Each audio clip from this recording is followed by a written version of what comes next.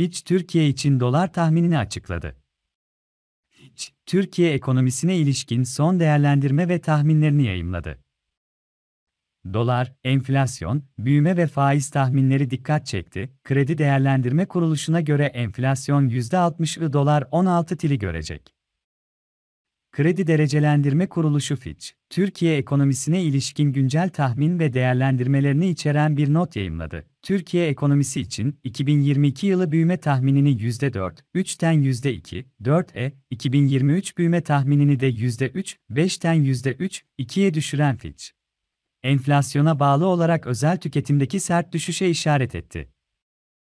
Sözcü'de yer alan habere göre, 2021'de %11 olan Türkiye ekonomisinin büyüme oranının 2022'de %2,4'e gerileyeceği tahminini paylaşan Fitch, geçen senenin son çeyreğinde enflasyon artışı öncesi artan hane halkı tüketiminin 2022'nin ilk çeyreğinde terse dönerek azaldığını, bu nedenle ilk çeyrekte çeyreklik bazda ekonominin küçüleceğini öngördü. Fitch ayrıca, Ocak'ta sanayi üretiminin ve Ocak ile Şubat'ta perakende hacminin aylık bazda azaldığını hatırlattı. 16 tillik dolar tahmini. Geleneksel olmayan para politikası uygulayan Merkez Bankası'nın, TCMB, Şubat'ta resmi tüketici enflasyonu %54,4'e yükselmesine rağmen politika faizini %14'te tutmaya devam ettiğini belirten Fitch, 2022 inç başından itibaren görece sakin seyreden TL'in, Ukrayna'daki savaşın başlamasıyla birlikte ek değer kaybı yaşadığını aktardı. Fitch'in dolar-Türk lirası tahmini ise, 2022 yıl sonu için 16, 2023 yıl sonu için 17,80 oldu. Enflasyon %60'lara yükselecek.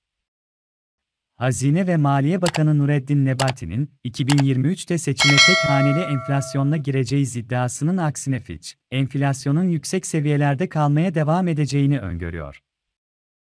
Enflasyonun gelecek aylarda %60 civarına yükselmesini öngören Fitch'in, 2022 yıl sonu enflasyon tahmini %49, 2023 yıl sonu enflasyon tahmini %35 oldu.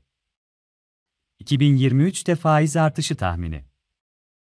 Ukrayna'daki savaşın, gıda ve enerjide ithalata yüksek bağımlılık nedeniyle Türkiye'nin ekonomik zorluklarını arttırdığını belirten Fitch, emtia fiyatlarındaki hızlı artış ve turizm gelirlerindeki düşüş nedeniyle cari açığın artabileceğine vurgu yaptı. TCMB'nin politika faizini bu yıl %14'te tutmasını bekleyen, hükümetin yeni ekonomi modelinde düşük faizin merkezi rolde olduğunu aktaran Fitch, TL'de artan değer kaybı ve artan enflasyon nedeniyle TCMB'nin 2023'te faizi %19'a yükselteceği tahminine notta yer verdi.